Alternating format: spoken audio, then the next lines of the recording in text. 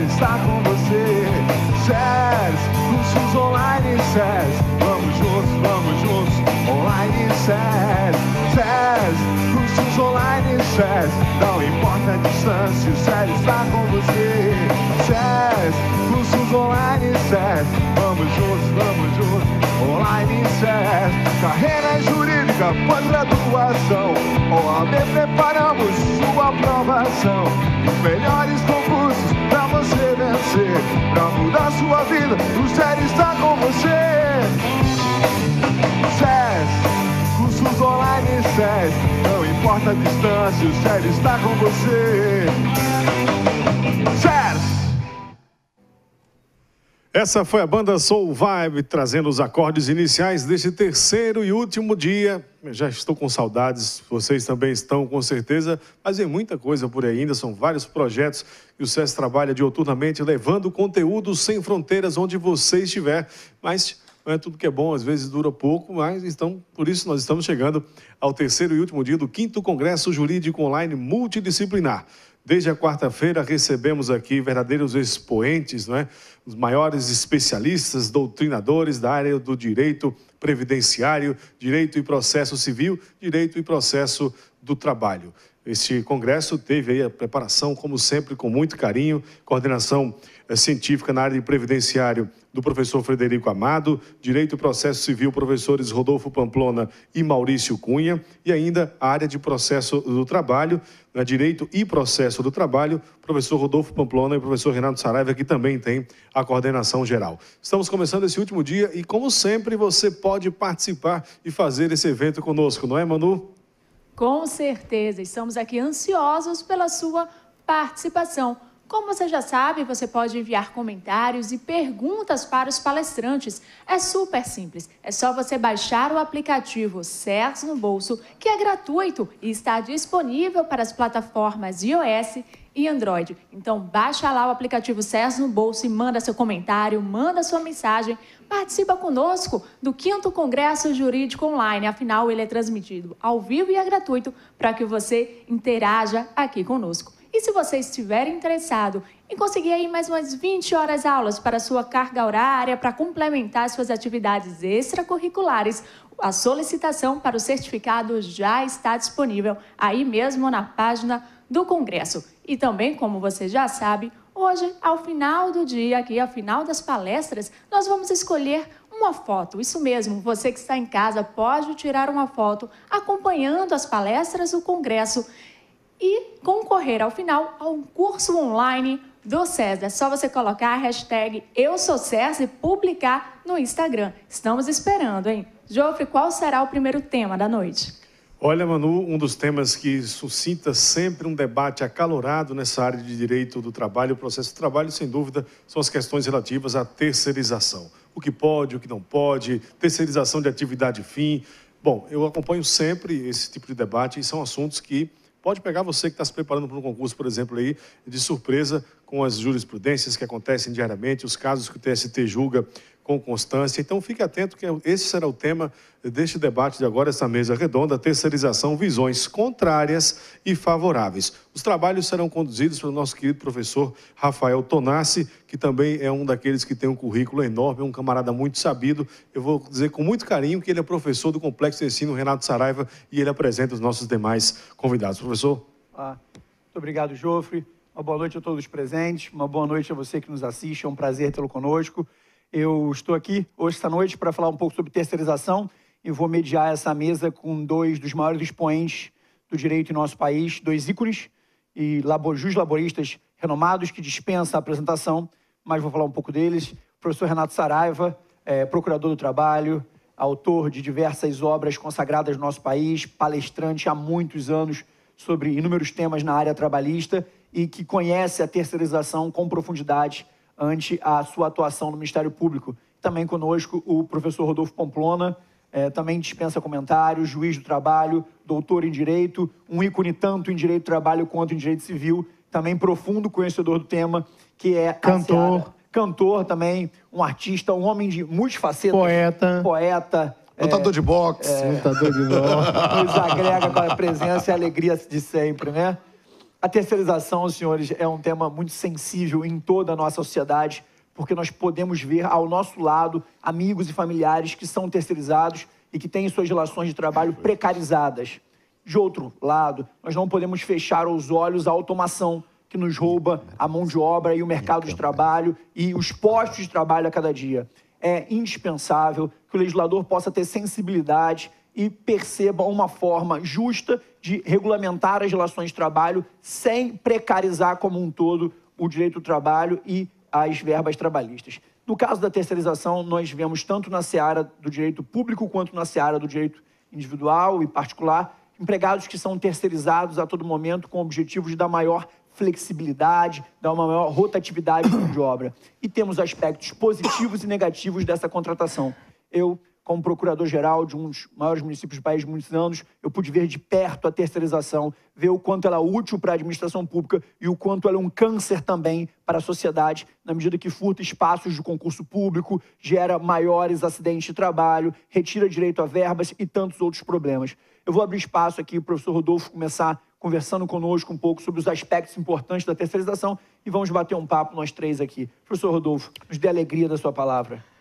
O prazer é todo meu, é um prazer e uma honra enorme estar aqui novamente no Congresso. Eu que sou um poliamorista, ontem estava trabalhando o direito civil, hoje eu trabalho o direito do trabalho junto aqui com o nosso parceiro, comandante Renato Saraiva, grande figura, um homem que construiu, sem sombra de dúvida, um dos maiores cursos, quiçá o maior curso online do país, e esse talento na área trabalhista, seja nas letras, seja na sua atuação, mediado aqui pelo fantástico, incomparável, insuperável, inoxidável Rafael Tonassi. Meus amigos, vamos falar um pouco sobre terceirização. E aqui é preciso compreender esse tema numa perspectiva talvez mais ampla. Por quê? Porque estamos hoje na ordem do dia, já há algum tempo, discutindo uma disciplina normativa da terceirização no Congresso Nacional. É algo que tem sido objeto de profundos debates, de grandes resistências, de muitas polêmicas. E esse tema, na verdade, ele é, e eu lhe digo isso sem sombra de dúvida, o principal tema trabalhista dos últimos anos. A depender do que venha a ser efetivamente transformado em preceito normativo, transformado em lei, nós estamos aqui numa definição do perfil do direito do trabalho no Brasil. Essa é uma das questões mais sérias, mais relevantes, independentemente da opção ideológica, do viés técnico que alguém tenha para falar sobre isso. Só que falar sobre terceirização talvez nos permita, nessa parte introdutória, né, contar uma historinha. Talvez a gente possa falar sobre terceirização numa perspectiva histórica, numa compreensão mais ampla. Né? Por quê? Porque é preciso entender que, embora tenhamos, na visão da teoria geral da administração, alguma concepção da terceirização como um modo de excelência empresarial, na ideia de gestão, direcionamento para atividades mais especializadas e não para a concentração na atividade fim. O fato é que isso não é um problema específico brasileiro. Eu tive a honra de, em 2006, por indicação do saudoso professor Luiz de Pinho Pedreira da Silva, ser um dos relatores brasileiros do Congresso Mundial de Direito Social em Paris, né? E o grupo de trabalho que me colocaram foi justamente sobre intermediação de mão de obra, sobre discussão, sobre possibilidades daquilo que nós convencionamos e conhecemos como terceirização.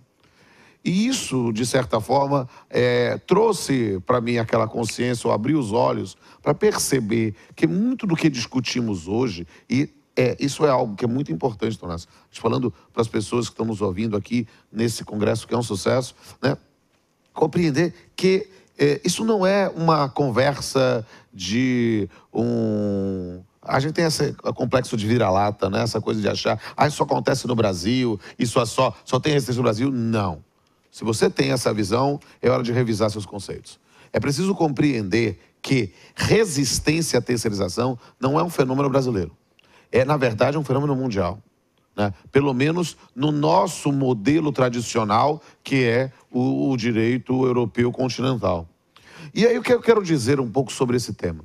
Na verdade, é compreender que terceirização para os trabalhistas, na perspectiva mais tradicional, sempre foi vista como um palavrão. Um palavrão mesmo, a dirty word, né? Um palavrão fashion, um palavrão fantinha uva, dedinho levantado, ou seja, marchandagem. A ideia da intermediação de mão de obra, em que, numa simples conta aritmética, a mais-valia daquele empregador era simplesmente quantificada em função da diminuição do potencial de ganho daquele contratado diretamente, quando passava a ser contratado de forma intermediada. Então, nessa linha, a ideia de terceirização, a ideia de intermediação de mão de obra, sempre foi muito mal vista no direito ocidental.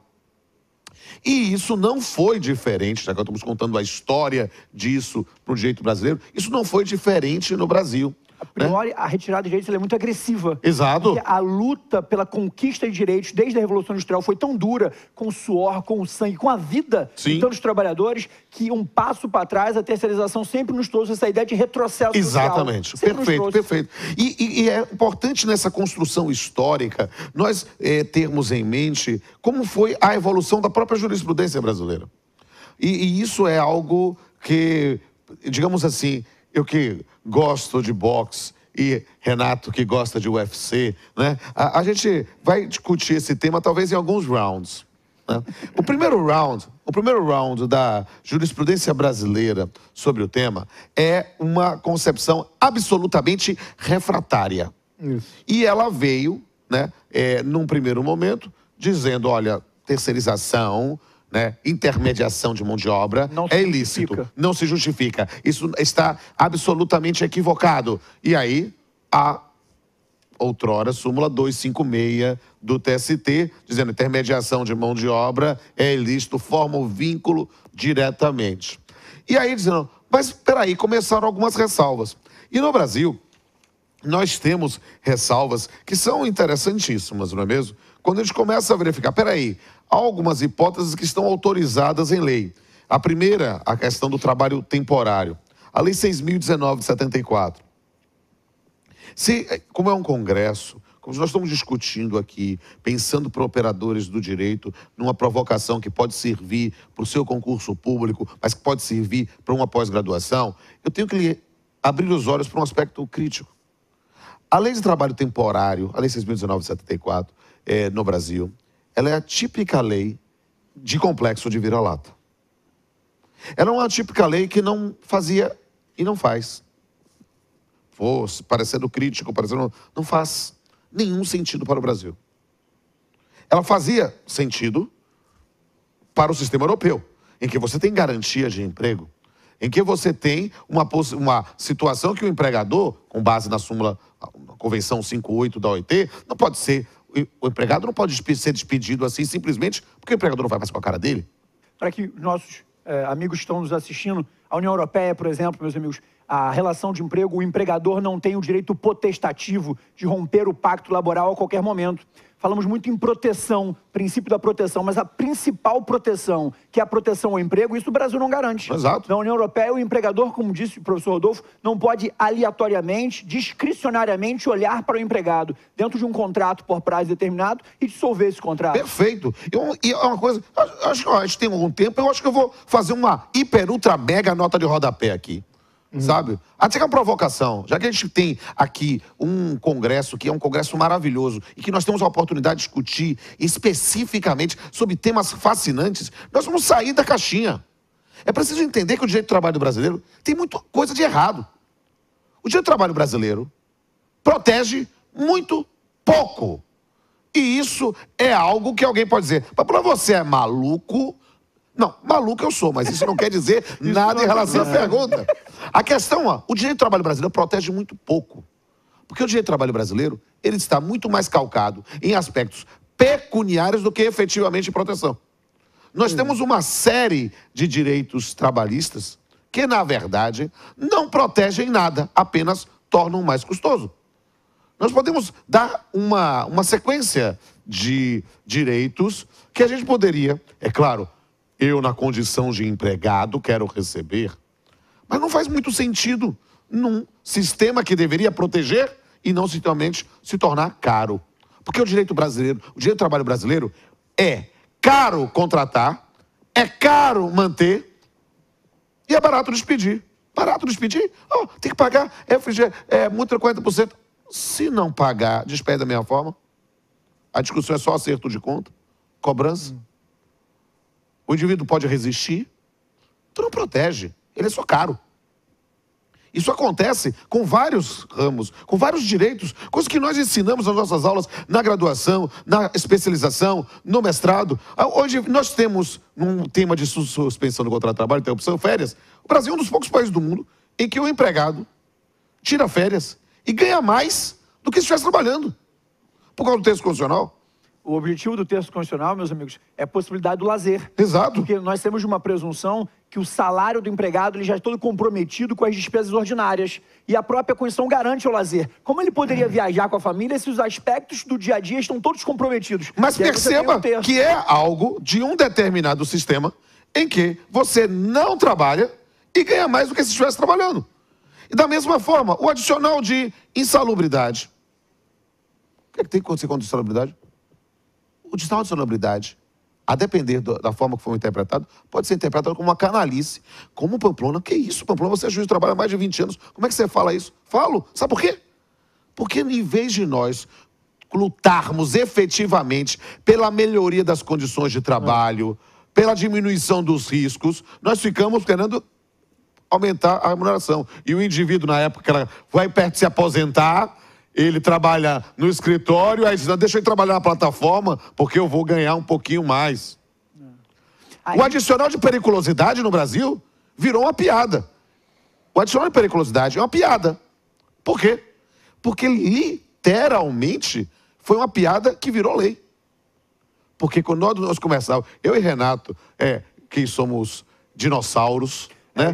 A diferença de vocês, para mim, é de uns 15 anos. É, mais ou menos isso. Você tem idade de ser nosso filho. Né? É, claro. Exato. Neto, que meu pai, botox filho. é bom, é mais ou menos assim.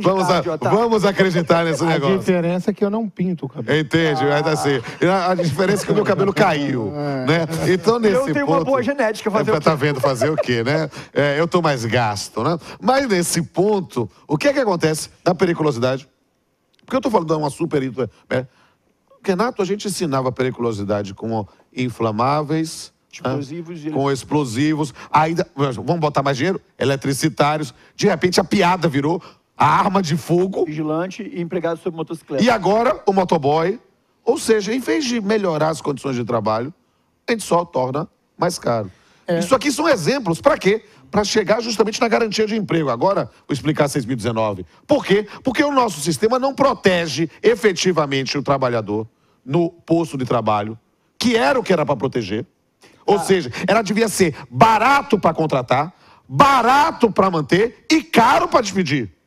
Um dos principais aspectos contra essa proteção é que o trabalhador, quando adquire uma estabilidade, ele perde muito sua capacidade laborativa. E dentro de um sistema capitalista de produção, a empresa não pode ter essa perda da capacidade laborativa, que era com a antiga estabilidade decenal.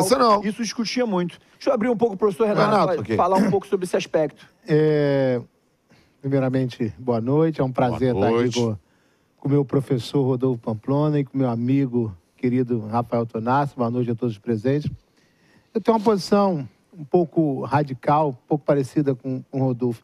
Até ontem eu estava perguntando, mandei um WhatsApp para o Rodolfo. Rodolfo, você é contra ou a favor? Ele nem contra nem a favor. E é mais ou menos a minha posição em relação à terceirização. Agora, o que me assusta é que sempre que há uma mudança de governo ou que há uma crise econômica, assuntos importantes, né, que ficam guardados voltam à cena. Agora como é o caso, né, da reforma da Previdência. A reforma, o ministro do Trabalho já fala da necessidade de uma reforma trabalhista, etc, etc. Até mesmo uma eventual nova discussão sobre a extinção da justiça do trabalho. Exatamente. E aí, quando se fala em reforma trabalhista, eu acho que existe a necessidade de uma reforma trabalhista, independente de crise ou não econômica. Nós temos uma legislação de 1943. se nós observarmos a quantidade de profissões que surgiram recentemente, a quantidade de profissões que deixaram de existir, nossa legislação é velha, envelhecida, morta, precisa ser renovada. Mas as pessoas, Rodolfo, têm um medo muito grande de mexer no direito do trabalho com a simples alegação de que, ai meu Deus, vai mexer nos direitos. Não é mexer nos direitos, é atualizar os direitos. E é uma medida pouco popular. Os deputados, nossos congressistas, não têm a coragem de enfrentar uma medida pouco popular. Porque ninguém quer abrir mão do seu, a ideia é essa, né? Alguém duvida que a gente precisa de uma reforma sindical? Alguém duvida que ser presidente de sindicato no Brasil virou profissão? Que os mesmos presidentes estão lá durante 10, 15, 20 anos e não defendem o interesse do trabalhador, não defendem os próprios interesses daquelas pessoas que estão com eles? Alguém duvida que nós não podemos continuar com uma CLT com 20 artigos envolvendo execução trabalhista, com cada juiz tendo o seu próprio código de processo do trabalho? Alguém duvida da crise da justiça do trabalho, onde audiências iniciais estão sendo marcadas daqui a 1 ano e audiência de instrução daqui a 2 anos, onde não se tira o auxílio moradia do juiz, mas a Justiça do Trabalho está fechando 3 horas da tarde, e dos procuradores também. Mas a Justiça do Trabalho e o Ministério Público estão fechando às 15 horas, porque não tem dinheiro para pagar a luz e a água. Então, do jeito que nós estamos, do jeito que está a nossa legislação trabalhista, em breve a Justiça do Trabalho vai acabar. Porque uma justiça que leva 2, 3, 4 anos para dar uma sentença, ou proferir a sentença, ou iniciar uma execução, não é uma justiça que está preocupada com o trabalhador, com todo respeito. Não é uma justiça que esteja preocupada com o trabalhador. É uma justiça que muitas vezes está preocupada com seus próprios benefícios. Quando eu falo justiça, eu estou falando dos operadores de direito laboral como um todo, o membro do Ministério Público, os advogados. E aí isso me preocupa. Será que nós queremos realmente essa reforma? Nós não queremos uma reforma porque vai prejudicar o trabalhador, ou nós não queremos uma reforma porque vai prejudicar nós mesmos? No caso de terceirização, a gente tem pouca coisa. Em 1966, nós temos uma pequena norma que fala da possibilidade de terceirização em agências bancárias. Aí, em 1974, vem a Lei de Trabalho Temporário, a Lei 6.019 de 74. Em 1900, deixa eu ver aqui a data, que eu já não lembro tudo, em 1986, vem o antigo enunciado 256, que só permite a terceirização ou nos serviços de vigilância ou na contratação de trabalho temporário. E, pasmem, em 1993, veio a súmula, atual súmula 331, que é praticamente, fora a Lei de Trabalho Temporário, a única, disciplina posso dizer, norma, não é norma, mas é o único norte que nós temos, né, em relação à terceirização, falar sobre que é a súmula 331. Que é o principal alicerce jurídico para que nós, operadores de hoje, possamos dar uma solução. E é o que acontece? A súmula 331 simplificou assim: terceirização de atividade fim, não pode. Terceirização de atividade meio, pode. Eu sempre fui contra isso. Porque existem situações em que é preciso terceirizar. Vamos dar um exemplo, Rodolfo. Construção civil. Todo mundo sabe que a construção de uma construção civil, por exemplo, de um edifício, ela passa por fases. Né? Você tem a fase... Muitas especificidades, né? Muitas especificidades. Você tem a fase lá de alicerce, você tem a fase de subir tijolo, você tem a fase de colocar azulejo, você tem a fase de colocar o forro, você tem que colocar a fase de acabamento. Que são empresas distintas com peculiaridades próprias. A parte de marcenaria, etc. Agora, imagine, na crise que nós estamos, talvez a construção civil seja um dos setores que está passando pela maior crise no Brasil. Você ter que manter, então, o número de prédios que estão sendo construídos ou que estão sendo acabados pelas construtoras diminuiu consideravelmente. Você tem que manter um trabalhador, né, que faz acabamento lá em marcenaria nas portas, vinculado sem trabalho, porque você não pode terceirizar, porque faz parte da sua atividade, enfim. Não me parece que isso seja um posicionamento razoável. Então, quando o Rodolfo me passou no WhatsApp, eu não sou contra nem a seu favor, ele está dizendo o seguinte: depende da situação. A terceirização pode ser boa, desde que usada com cautela. Porque não venha dizer que a terceirização vai tornar para o empregador aquela atividade mais barata, porque não vai. Porque você tem salário mínimo, você tem piso salarial, não vai. Então, tem que ser usada com cautela. Mas do jeito que está no projeto de lei, que saiu da Câmara e vai para o Senado, ela corre um risco, se não for adequada, se não for adaptada, corre um risco de prejudicar muitos trabalhadores. Todo mundo sabe, Rodolfo, e é bom a gente falar, que a maioria dos acidentes de trabalho ocorrem com os trabalhadores terceirizados. Isso é estatística, isso eu não estou inventando. A maioria dos acidentes de trabalho ocorrem com aqueles trabalhadores terceirizados. Por quê? Há uma preocupação das empresas em preservar a saúde do seu trabalhador e evitar acidentes do seu trabalhador, mas esquecem de evitar os acidentes do trabalhador terceirizado. Talvez não venha com tanta qualificação quanto o seu próprio. Exato. Porque no seu próprio trabalhador, você investe nele. Você paga um curso para o seu trabalhador, porque você pretende ficar com ele 5, 6 anos. E aí não há um investimento naquele que é terceirizado, porque é uma mão de obra rotativa. Deixa ele à mercê, vulnerável a sofrer acidentes. Isso é natural, uma consequência lógica, realmente. Por exemplo, estatisticamente se comprova que o trabalhador terceirizado ele é discriminado em relação ao trabalhador da própria empresa. Normalmente, primeiro, que começa que ele não, às vezes não usa o mesmo uniforme. Às vezes não usa o mesmo refeitório, Renan. Não usa o mesmo uniforme, não frequenta os mesmos locais da empresa, não usa o mesmo refeitório, não tem, evidentemente, os mesmos Plano de direitos. saúde, as mesmas vantagens, os mesmos benefícios. Então, para mim, não é que não possa ser terceirização de atividade fim ou atividade meia. Para mim, a diferenciação não é essa. É se realmente há um motivo que justifique a terceirização. E aí ela pode e deve ser usada. Do jeito que restou normatizado, entre aspas, pelo Tribunal Superior do Trabalho, se for atividade fim, não pode terceirizar nunca, não dá. Como é que nós vamos competir internacionalmente se a gente continuar com uma legislação com entendimento da década do século passado? Mas quando se fala em reforma, quando se fala em reforma da legislação trabalhista, alguns começam a gritar dizendo, não, vai prejudicar o trabalhador, vai gerar a renúncia de direitos trabalhistas. E, gente, até quando nós vamos usar esse discurso?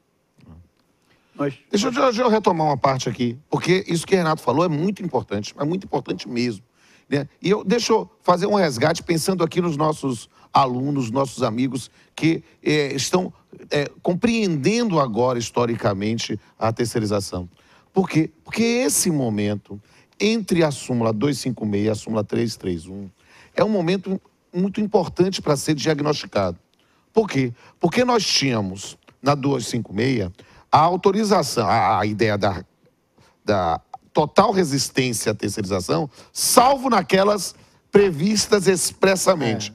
O trabalho temporário, que eu fiz as referências aqui críticas, e a vigilância armada. Por quê? Porque era o óbvio, eu precisava de autorização do Ministério da Justiça. Eu estou dando uma arma para o indivíduo. Então, era algo que justificaria uma contratação intermediada, já, porque eu não vou ter capanga. O homem mediano, ele não tem com a arma dele a utilização. Exato. Para vocês terem uma ideia, a lei de vigilante, ela traz inúmeros requisitos. Eu, Rafael Tonassi, não posso pegar minha arma e atuar como vigilante essa noite. Eu não tenho habilitação legal para isso. Exatamente. Ele juntou atestados de certidões criminais, ele fez prova de tiro, prova de psicotécnico, ele tem uma ata de vigilante para atuar. O Rodolfo, ainda que tenha sua arma própria, não pode atuar como vigilante. Exato. E isso é algo que, dentro da linha do que Renato falou, ora, parece óbvio que essa é uma situação que se justificaria a intermediação de mão de obra, a terceirização. Então, por isso era ressalvado no 256. Só que acontece, ora, o TST e a doutrina trabalhista nacional diz, refratário, não pode. Só que a administração, a economia, outros campos do ciência diz, não, água mole em pedra dura, tanto bate até que acaba a água. E a lógica foi essa. Por quê? Porque se via a terceirização, mesmo com toda a resistência trabalhista, das súmulas do TST, da doutrina, como um modelo de excelência empresarial para a concentração, a finalidade social. E por isso é que veio a súmula 331. Que isso é algo... Eu digo que a súmula 331, Renato, tem que ser ensinada na graduação, em ED. Por quê? Porque a súmula 331 pode ser ensinada por um professor de introdução do direito como hipótese de jurisprudência pré-ter-legem e depois contra-legem e depois segundo-legem. Como? Eu explico. Porque naquele momento, ora, vai ter de ser feito, não dá para fechar a porta para a terceirização, nós temos que dar algum critério. A lei não dizia nada e continuou não dizendo. Entendi. E aí, buscando uma analogia à Lei 6.019 de 74 e ao nosso velho artigo 455 da CLT, pensando na subempreitada, que é a cara da construção civil, que vem trabalhada aqui com o Renato, o TST diz, a lógica do 256 continua a mesma. Intermediar por intermediar é ilícito. Mas espera aí. Mas contudo, todavia, entretanto, sobretudo... Vamos ressalvar a administração pública, que aí é a sua praia Você samba na cara da sociedade nesse tema. É um tema ótimo para fazer um papeando com o Pamplona aqui. Quem sabe aqui. Vou esperar aqui o chefe autorizar aqui. Muito bem. E nesse ponto, né, o que é que a gente tem? Criou-se, aproveitou-se. E essa é uma das coisas que vai discutir, com certeza. Aproveitou-se um conceito que não é jurídico. É um conceito da administração de atividade meio e atividade fim. Nós, professores, ensinamos a graduação, ensinamos nas especializações, ensinamos o curso atividade meio e atividade fim, e a gente dá todo um rebuscamento, olha, corresponde à finalidade social da empresa, alguma coisa assim. Mas, cara, pegou-se o conceito da administração para dizer, ó, vamos tentar em alguma coisa pode e outra coisa não pode. Só que, como o Renato colocou muito bem, existem atividades que você não pode imaginar o que é meio e o que é fim. Quando você pensa na Ford, quando você pensa numa montadora, não é uma fábrica de carros, é uma montadora de carros. Você diz, a atividade fim é montar. É montar? Peraí, cara pálida. E se você quer agora disponibilizar um acessório tal, um super, hiper, ultra, mega GPS, não sei o que lá, para o seu cliente, e não é todo mundo que tem essa tecnologia, somente 1, 2, 3 ou 4 empresas está lá, você agora vai ter que desenvolver essa tecnologia, tem que fazer isso, você não pode pedir para contratar essa empresa para fazer isso? Isso vai ser fraude? Porque isso é montar? Isso também faz parte da montagem? Não. É preciso entender algum conceito que a gente vai discutir daqui a pouquinho, que é a noção, talvez, de atividade especializada, de necessidade dessa razoabilidade a se enfrentar no que isso vai ser feito. Só o que aconteceu, e que eu acho fascinante, essa minha coisa empolgada, eu fico dizendo aqui, eu tenho orgasmos múltiplos quando eu falo especificamente de quando o TST, num momento, perceba, Renato, a gente que é dinossauro, né? Poxa, foi num momento histórico de um TST, numa época de um TST quase neoliberal, e de repente, o TST, opa, tá, vou deixar a terceirização, era o neoliberal, mas... Vou criar, mas porém, todavia, entretanto, sobretudo... Exatamente. Eu vou exigir uma responsabilidade subsidiária. Responsabilidade subsidiária que não estava prevista em lei. Foi uma construção analógica, a Lei 6.019, ao artigo 455, e, que é mais importante, porque aí é o professor de Direito Civil falando, as pessoas não sabem o que é responsabilidade subsidiária, porque não existe, a priori, obrigação subsidiária. Subsidiariedade nada mais é do que a mesma lógica da solidariedade com benefício de ordem. Ou seja, o TST, de maneira corajosa, já que não tem lei, nós vamos disciplinar. Não temos lei até hoje, lei genérica, e o TST traz nesse momento. Só que essa construção teve mais alguns rounds. Deixa eu falar de 2, que a gente já entra só no projeto. Foi um momento da lei de licitações. A Lei 8666. O TST corajosamente disse, ó, vai ter uma responsabilidade aqui. Não tem pressão legal. Eu estou dizendo que tem. Estou dizendo que tem responsabilidade. O TST dizendo sem lei. Sem lei. E o TST é confrontado com o artigo 71 da Lei 8666 em relação à administração pública. E num momento... que, perdão, diga-se de passagem, se tornou ao longo dos anos uma das maiores tomadoras de serviço nesse país. Para que vocês possam ter uma noção, só a Petrobras, em sua época áurea, tinha mais de 300 mil terceirizados. Eu sou testemunha que dificilmente um estado da federação ou um município do país não se utilizou da terceirização ilícita para que pudesse dar andamento aos serviços. Então, a administração pública, que tinha que ser um exemplo à sociedade, se tornou um dos maiores tomadores de serviços legais nesse país na esfera de terceirização. E com base na lei de licitações, que não foi pensada para substituição de mão de obra, que foi pensada para situações efetivamente episódicas, está lá no 71 dizendo, olha, a administração pública responde solidariamente pelos créditos previdenciários, mas não responde por nada, civil, trabalhista, tal. Opa. Está lá dizendo que não faz. E o TST corajosamente modifica, pela primeira vez, o 331. Então, sabe a impressão que quando eu dava essa aula na graduação, eu dizia, parecia menino teimoso, sabe? A gente diz que responde, mas a lei diz, responde. Porque botou no inciso 4, inclusive a administração, e ainda qual menino teimoso botou entre parênteses, artigo 71 da Lei 8.666. E aí disse, olha, a jurisprudência que era pré-ter-legem se tornou contra-legem. Mas era jurisprudência aplicável. Veio a ADC 16, a malfadada ADC 16, e o TST, o Supremo Tribunal Federal, diz que o artigo 71 é constitucional. E perceba, o TST, em momento algum, tinha dito que ele era inconstitucional. Ele estava dando apenas uma disciplina ética da responsabilidade decorrente da administração.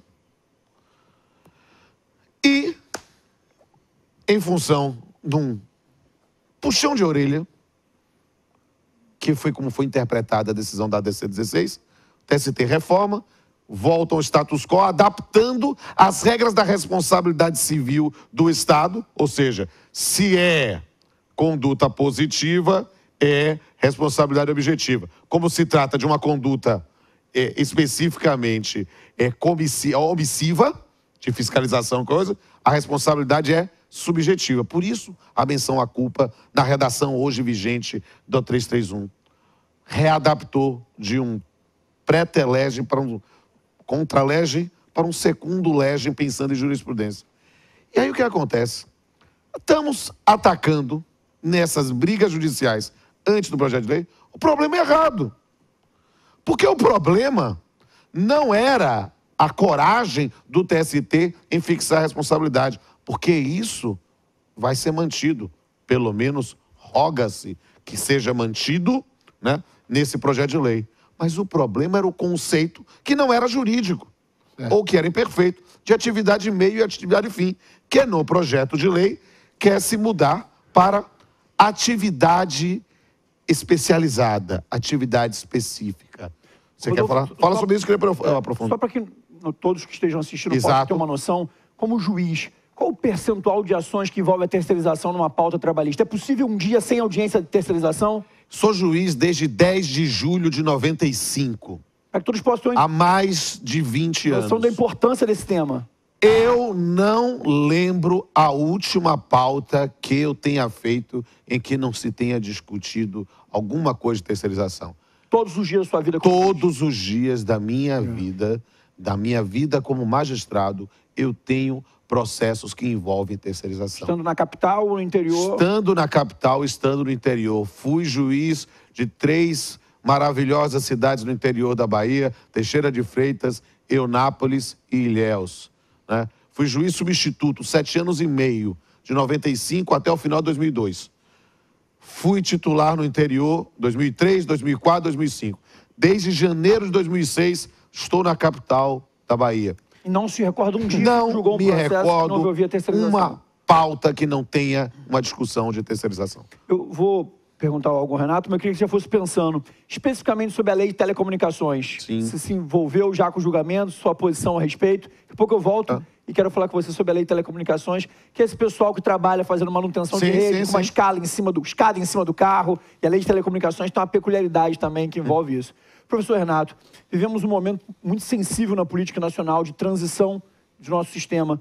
E tivemos um projeto de lei aprovado na Câmara que foi enviado para o Senado para regulamentar essa terceirização. O presidente do Senado, Renan Calheiros, deu declarações à época que aparentemente não tinha nenhuma pressa para que esse projeto viesse a ser apreciado. O projeto aparentemente está engavetado.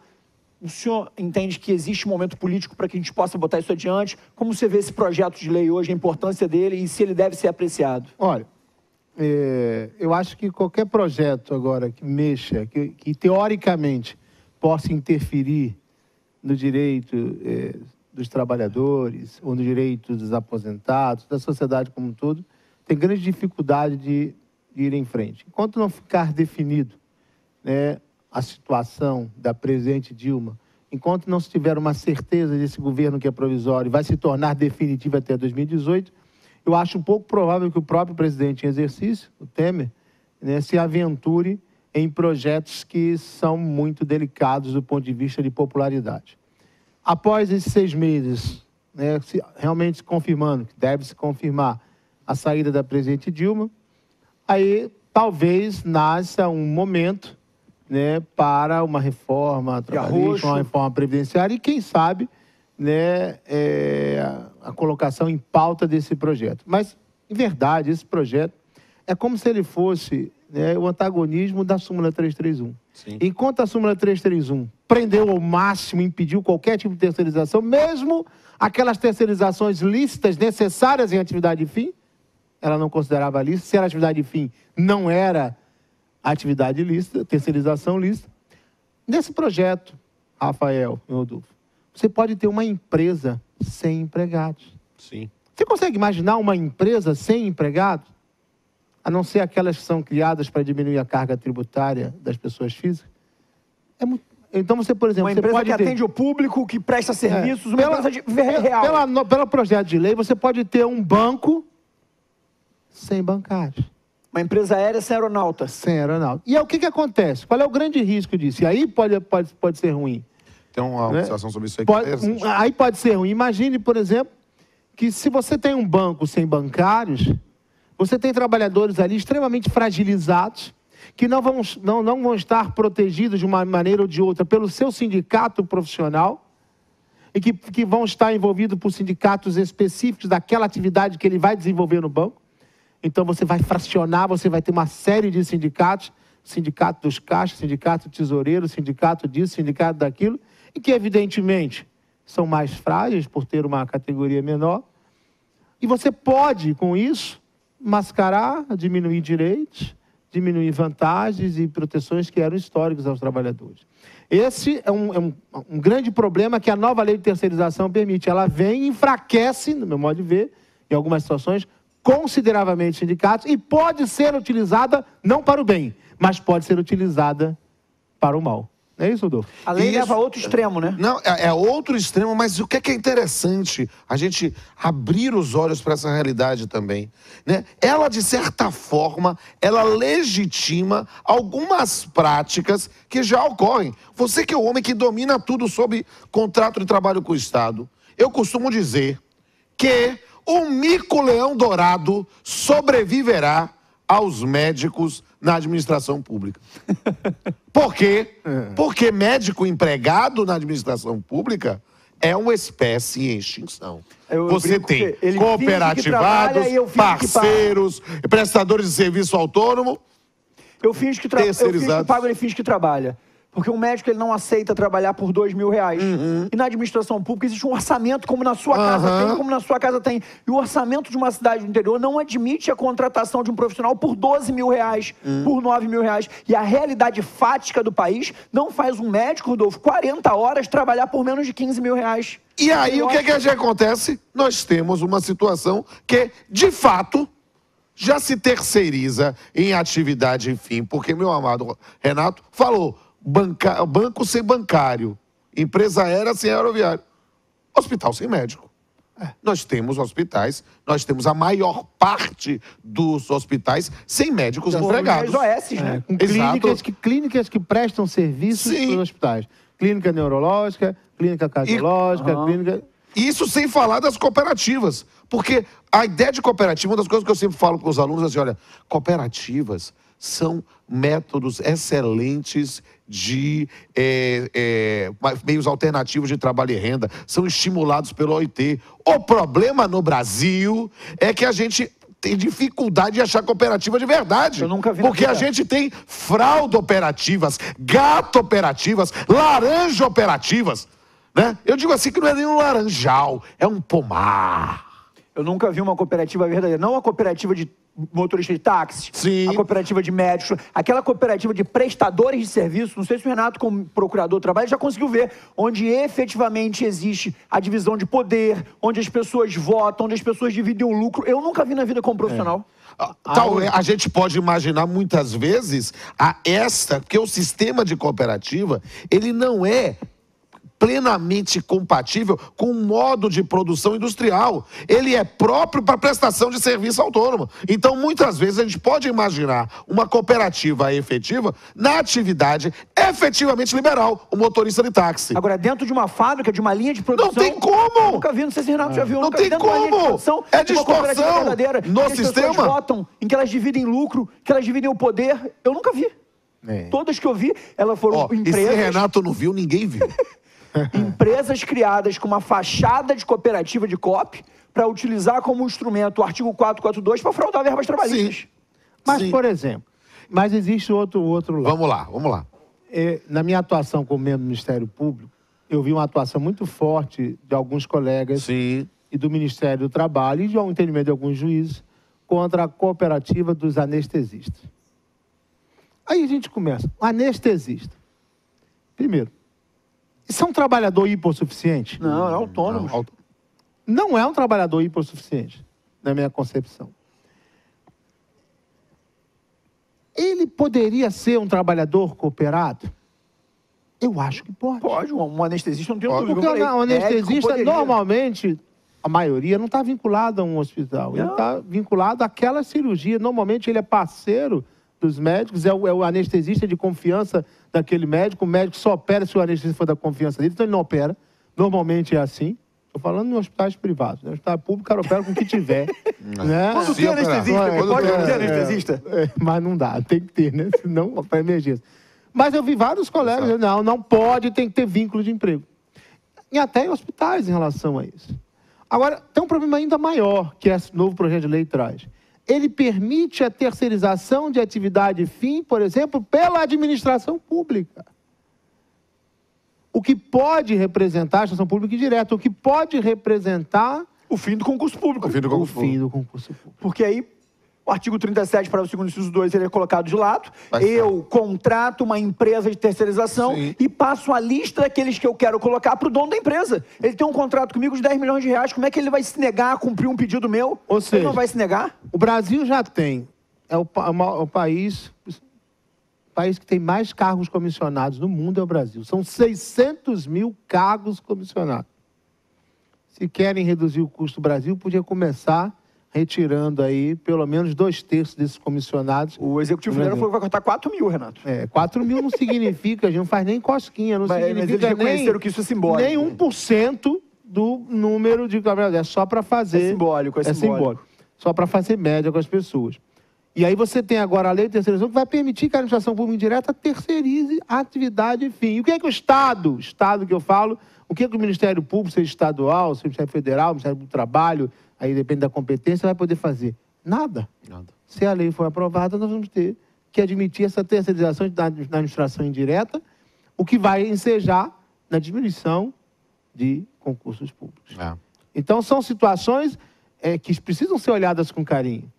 Não se pode deixar de lado as estatísticas de que o trabalhador sofre mais acidentes de trabalho, que o trabalhador é mais discriminado, que o trabalhador trabalha mais, especificamente para concurso público, a ideia da impessoalidade, que o exercício de um cargo público deve ser levado em consideração. A moralidade de a gente botar os apaniguados é de uma outra época. Eu falo para meus alunos que o artigo 37, parágrafo 2º, é um marco moralizador da história desse país. Não tem a menor dúvida. Porque até então, o ente da federação, ele ficava à mercê do chefe do executivo, que ao ser eleito entrava com sua claque. Exato. E aí isso fere o princípio da eficiência, da moralidade, da impessoalidade. E a possibilidade da terceirização em abstrato é um retrocesso social enorme, que as consequências são de inúmeras ordens, não só o acidente em si é uma consequência de atual. E nesse ponto, me permita buscar meu lado filósofo. Olha, aqui eu tenho que lembrar de Schopenhauer. O homem é mau e é preciso de controles.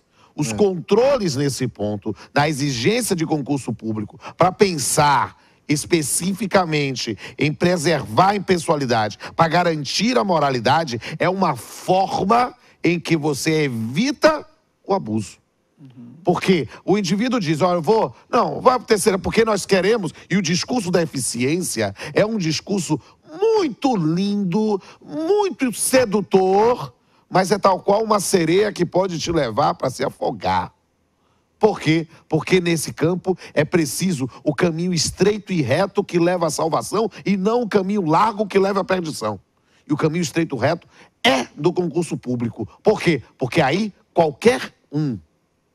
E aqui, Renato, Tonassi, a gente pode inspirar esses meninos que nos veem. Nenhum de nós tinha proteção. Nenhum de nós vinha de famílias de apaniguados. Nós construímos o nosso caminho, nossa trajetória, pelo nosso esforço, aprovados em concursos públicos.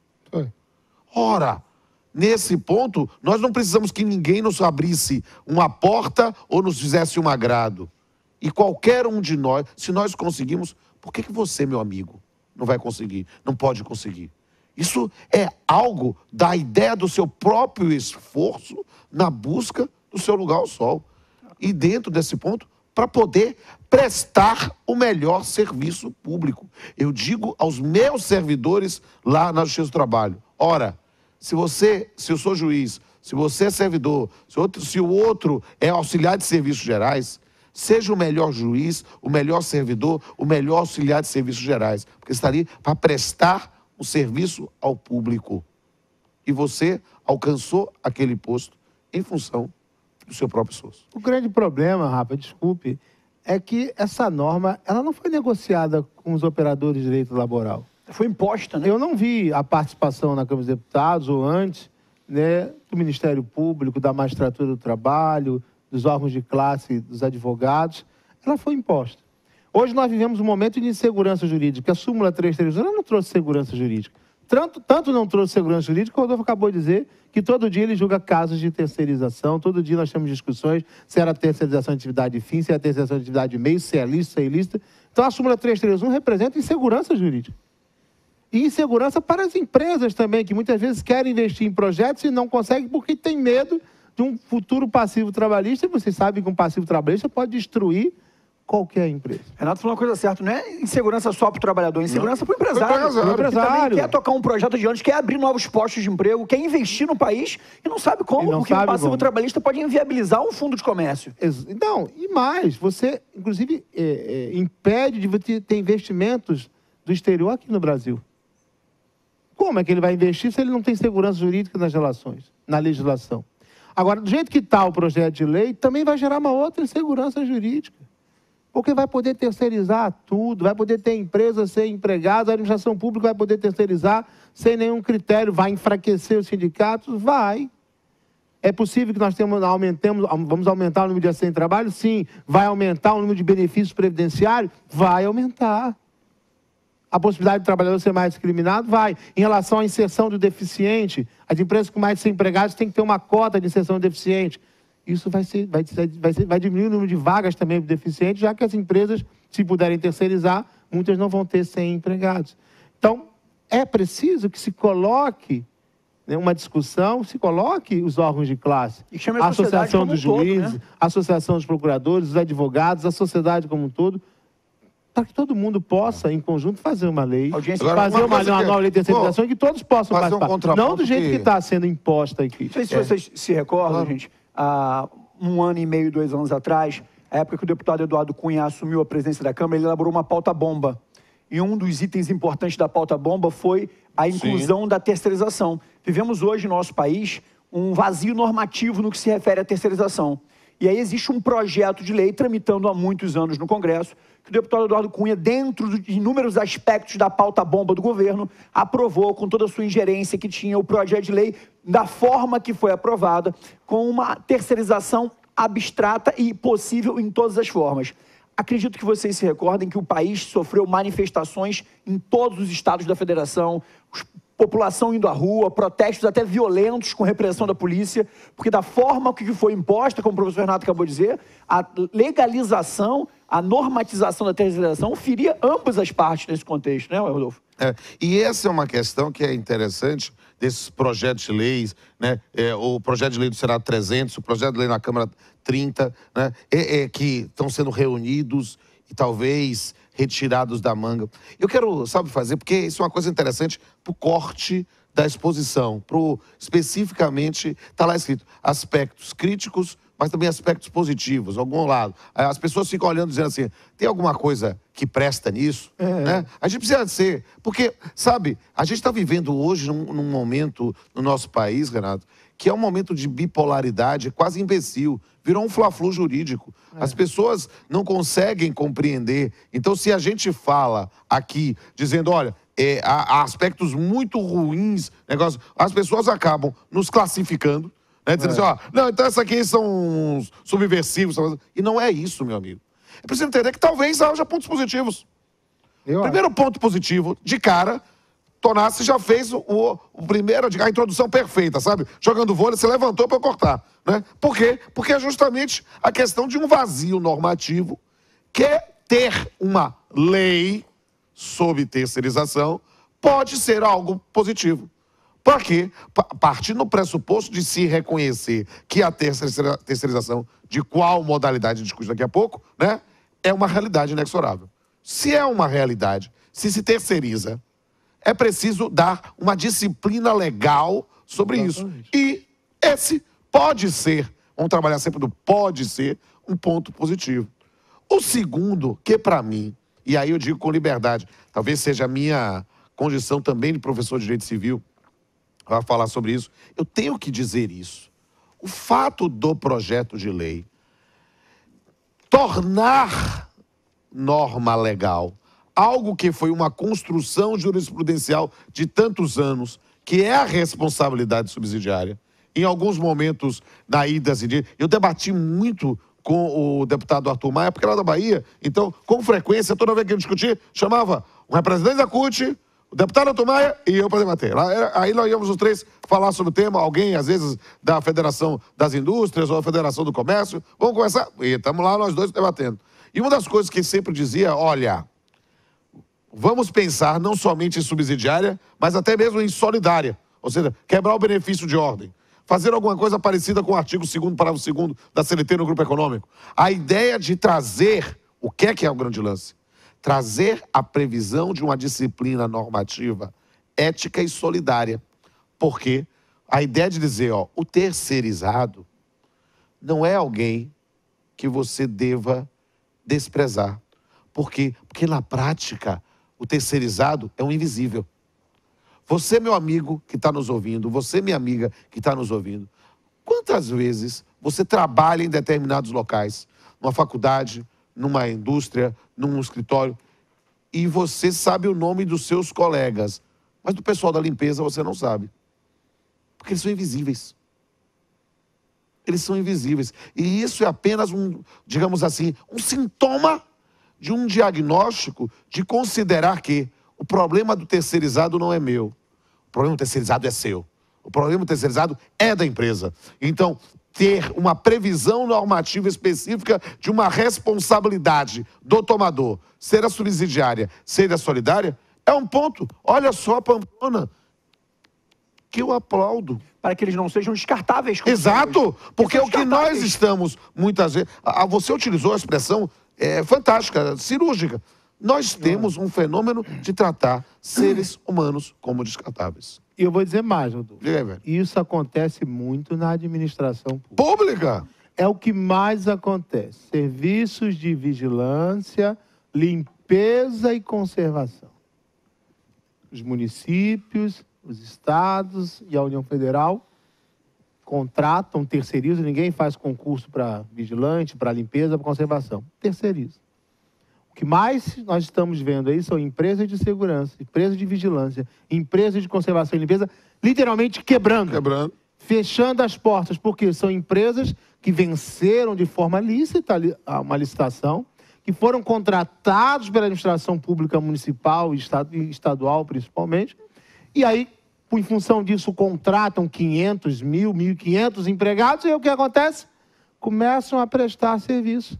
E aí o próprio Estado, o próprio município que contratou, na qualidade de contratante, não honra as suas obrigações e começa a atrasar, começa a não pagar, começa a não rever os contratos, vira uma bola de neve. Diz que excepcional de pré de contratos não é aplicável. E lá vão os trabalhadores para o Ministério Público eu estou sem receber há 3 meses, e aí nós instauramos procedimentos, inquéritos civis contra a empresa de segurança, contra a empresa de vigilância, limpeza e conservação, e eu vou dizer, eu morro de pena de instaurar esse inquérito em função dessas empresas, porque elas não são culpadas, elas são vítimas do próprio mau administrador, da administração pública que não cumpre a sua parte. Ora, você vence uma licitação, você vai passar a ter lá 500, 1.600, 700, 800 postos de trabalho. E aí o administrador público não paga a fatura. Para vencer a margem é pequena. Você trabalha com uma margem pequena. Não paga a fatura. E aí você, tudo bem, você tem que ter uma reserva de caixa, beleza. Mas por quanto tempo? Por 1 mês? Por 2 meses? Por 3 meses? E aí, se ocorre a eleição e a oposição ganha, aí acabou tudo. Porque quando a oposição ganha, aí entra um novo prefeito, um novo governador, não pago ninguém. Vai discutir até precatório. Fica fazendo 3 vezes auditoria e o que acontece? Esses trabalhadores terceirizados ficam sozinhos. Não recebem nada. Logo depois é contratada uma outra empresa para continuar o contrato e muitas vezes eles são absorvidos. Exato. E esse passivo vão receber, sabe Deus. Aquela empresa... Essa a realidade hoje na administração pública estadual municipal quanto aos serviços de portaria, limpeza, conservação e vigilância. Todo dia o Ministério Público estão assim de processo e na Justiça do Trabalho também. Eu digo com liberdade... Ninguém se preocupa com isso. Eu sou professor da Universidade Federal da Bahia há alguns anos, né? A mais do que a gente devia confessar. E o que acontece? Eu tenho lá o empregado terceirizado que está lá. A gente conhece ele. A gente trata ele bem. A gente sabe o nome. A gente faz. Mas quem é o empregador dele muda todo ano. Muda todo ano. Ele continua lá. Ele continua lá. E fica no ar. Aliás, a própria estação pública, você ganhou a licitação, mas tem que manter os empregados. Exato. Ela já existe, Ou seja, vai ter que manter. ela acaba contribuindo para uma fraude. Aquele empregado, ele se torna refém de não entrar com uma ação trabalhista. Exatamente. Porque muitas das vezes, vamos dizer a verdade, aquela empresa são dos mesmos donos, só troca o CNPJ. Isso é uma realidade no nosso país. E outra coisa que é interessante, falando como direito civil, né? Na lei de licitações da Bahia, isso é uma coisa interessante para ver. Eles admitiram desconsideração da personalidade jurídica pela via administrativa para licitação. Aí vocês, como? Sim, porque para inabilitar determinadas empresas cujos sócios tenham sido sócios de empresas que descumpriram anteriormente, justamente para tentar combater. Porque, perceba, é algo que é evidente. Salta aos olhos. Salta aos olhos. Mas eu posso garantir que na administração pública, nas terceirizações de atividade meio da administração pública, normalmente, quem descumpre o contrato é a própria administração pública. A inadimplência do contratado é em decorrência da má gestão do gestor público. Você não tem a dúvida disso. É isso que acontece. Que começa a ciranda do não pagamento. Porque aí, quando ele recebe... Se você receber uma fatura, Renato, sua empresa não é grande, e você gira uma fatura de 5 milhões, de 2 milhões, 3 milhões... Se você receber com 20 dias de atraso, você já deixou de pagar inúmeras obrigações. Fazendo uma analogia, meus amigos, é só você imaginar o pai de família que, em vez de receber o salário no 5º dia útil, ele recebe no dia 20. O cartão de crédito estourou. O cheque especial virou. A escola você não paga mais com abatimento, porque a população já conta pagar com abatimento. Quando o salário, que é o mesmo, porque a fatura é a mesma, chega só dia 20, o orçamento familiar já está desequilibrado. Agora você imagina isso repetidos meses. Como é que fica aquela empresa? Na administração pública, infelizmente, na parte de vigilância, conservação e limpeza, é o que acontece em todo o Brasil. Mudou a administração pública, então mudou o administrador, aí pior ainda. Nós estamos chegando ao final, mas vamos ter ainda 10 minutinhos para considerações finais. Eu vou abrir aqui para o professor Rodolfo fazer as considerações finais, em 5 minutos, para o professor Renato também fazer as considerações finais. Eu vou fazer as considerações finais. Renato e Tonassi já falaram, e a verdade, eu sou um cara que gosto de trabalhar diversos campos do pensamento, não somente do direito, mas em especial da arte, da música, da poesia. E nesse presente que o professor Renato e meu amado ex-aluno Chiquinho, né, me proporcionaram no SESC, que é fazer o Papeando, que é uma coisa que me dá um prazer enorme. E eu nunca fui chamado. Ele tá assim, ele é ciumento. Nunca fui chamado. O Renato é ciumento, parece um menino. Tudo bem, um dia eu vou lá. Vamos sobrar uma pautazinha. Tá certo. Se tiver uma sobra, eu boto o Renato lá um dia desse. Bem, num dos papianos que nós trabalhamos o tema da desestruturação produtiva, eu terminei com um poema que eu fiz, um curso que eu estava fazendo fora do país, e eu queria dedicar a você que acredita no direito do trabalho, e em especial, Tonassi, com a elegância dele, né, começou muito bem também, dizendo, olha, todo mundo aqui conhece alguém que é terceirizado, ou que trabalha numa terceirizada, ou de algum parente nosso, ou algum amigo. É para ele que eu dedico esse poema. Eu não sei mais quem é meu chefe. Eu não sei mais quem é meu patrão. Recebo ordens de todos os lados, mas não sei quem me dá o pão. Já fui parte da organização, o orgulho da minha seção, mas a tal reengenharia alterou a filosofia. Falam de flexibilização em um mundo globalizado, só que deixaram todos na mão, sem olhar sequer para o lado. Realmente tudo na China é produzido mais barato. Vende aqui mesmo na esquina, sem se ater a um simples fato, que o que nos leva a ser feliz é ter uma vida normal e não ser aprendiz de um dumping social. Todo o sistema mudou, não faz sentido falar em nação. Graças a isso virei consumidor, não sou mais povo nem cidadão. A mídia nos transformou em público que pagou e quer o serviço. Não se fala mais em direito, nem se pensa em compromisso. A era do emprego já passou, o que se quer é flexi-segurança, em que consumido eu é que sou, e o Estado cuide dos que não têm esperança.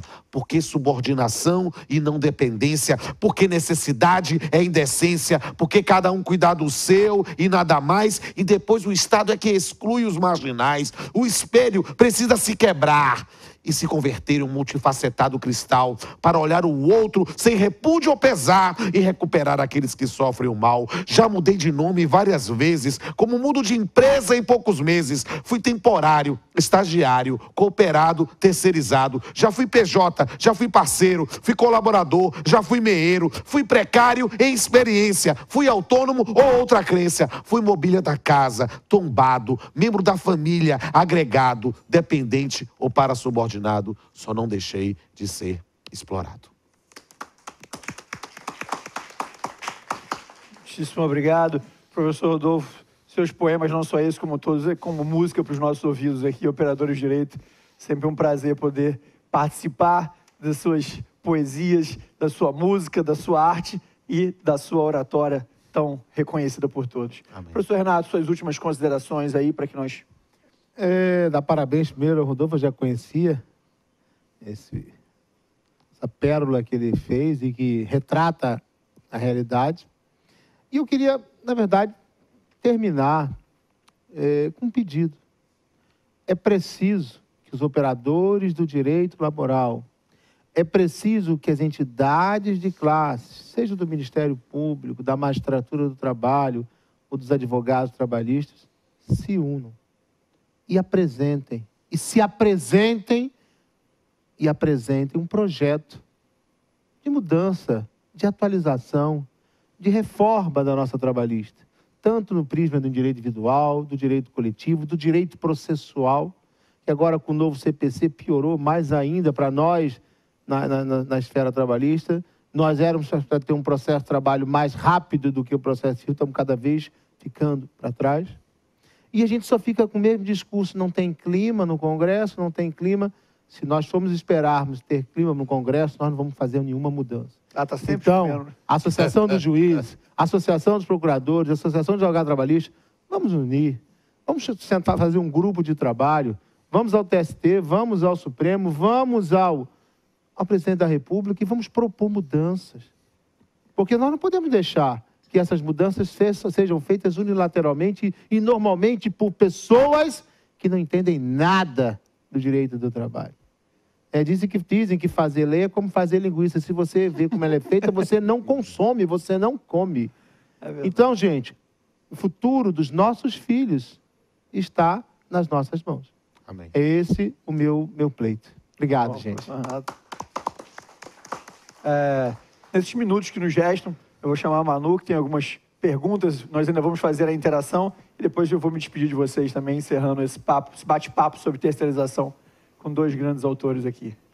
Vamos lá, então, que a mesa redonda ainda não acabou. Afinal, você que está em casa mandou o seu recado, a sua pergunta pelo nosso aplicativo CERS no Bolso. Vamos conferir, então, qual foi a pergunta que chegou para os nossos palestrantes desta primeira mesa redonda que falou sobre terceirização. Boa noite. Para enfrentar o tema da terceirização, não devemos olhar antes para a problemática da descentralização produtiva? É o Valder Costa. Quem poderia responder? Tá bem, tranquilo? Valder, a sua pergunta... Olha para cá, para lá. Valder, a sua pergunta é muito importante. Por quê? Porque realmente a ideia de um contexto de como deve ser a produção de um sistema capitalista é básico para poder dizer qual deve ser o modelo das nossas relações de trabalho. Então, nesse campo, a gente fala sobre, e digo com liberdade, você ouviu o meu poema, o nome do meu poema é Reestruturação Produtiva, porque a compreensão de como deve ser feita a produção dentro do sistema capitalista vai moldar como queremos as nossas relações de trabalho. E nesse ponto também a terceirização. Sua pergunta é muito importante e, se me permite, não é um comercial, mas uma divulgação. Veja o Papeando com Pamplona que eu fiz com a professora Daniela Muradas exatamente sobre o tema da descentralização produtiva.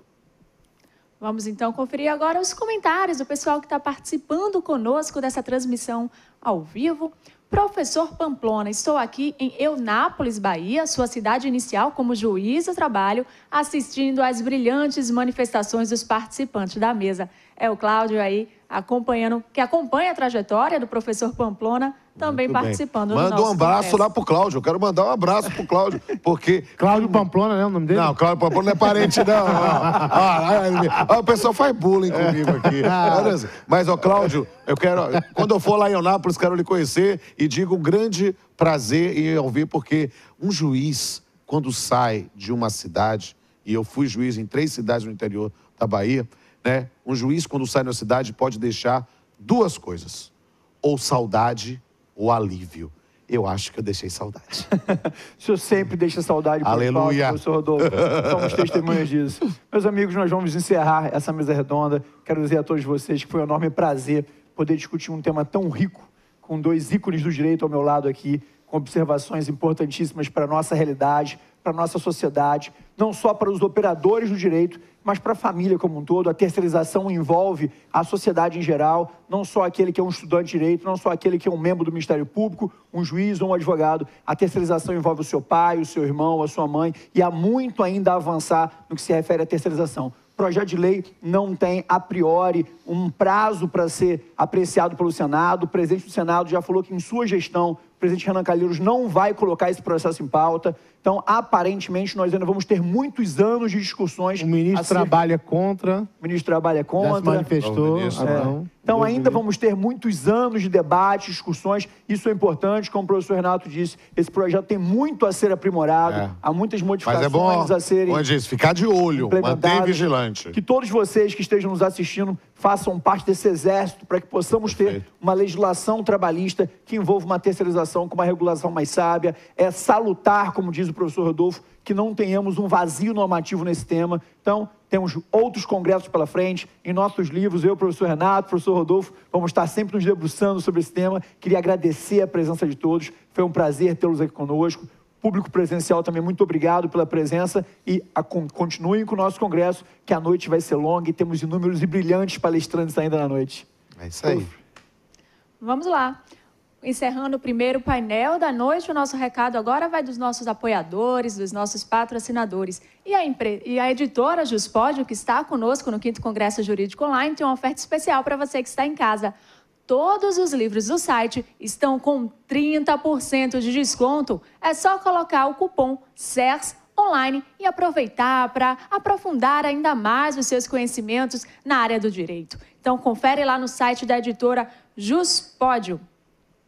E agora também o SES também vai oferecer aí um curso online. Vamos sortear agora o curso O Novo Código de Processo Civil e seus reflexos no processo do trabalho. Vamos ver então quem leva para casa, quem vai poder aprofundar aí seus conhecimentos com o curso online do SERS? Amanda Nalevaik, de Rondônia. Parabéns, então, você já vai poder estudar de imediato com os melhores professores do Brasil e de casa, na comodidade do seu lar. E, como você já sabe, todos os dias aqui no evento, o SES está com a promoção Relâmpago. São 40% de desconto em cursos selecionados do nosso site. Mas atenção, este cupom @SES só está disponível para os 10 primeiros que utilizarem. Então, corre para o site, vai lá na aba que tem escrito Promoção 5º Congresso Jurídico. São muitos cursos disponíveis. Cursos de carreira jurídica para tribunais, fiscal, policial. São cursos completos regulares do SES que estão sendo oferecidos agora, apenas hoje, por 40% para os 10 primeiras pessoas que utilizarem o cupom @SES. Então, aproveita agora o intervalo e dá uma conferida no site. Geoffrey. Isso aí, aproveite e corra, aproveite nossas promoções, né? São promoções relâmpago, por isso acabam muito rápido, então vá ligeiro. E aí terminamos, portanto, a primeira parte desta sexta-feira. Tivemos aí, como eu prometi no começo, um tema bastante polêmico, que ainda tem muita discussão e é importante que você fique atento a esses assuntos referentes à terceirização. Nós concluímos então esta mesa agora, vamos a um breve intervalo que você curte aí a banda Soul Vibe. Eu vou pedir permissão para mudar um pouquinho o nome, agora é Soul Vibe e Seu Juiz.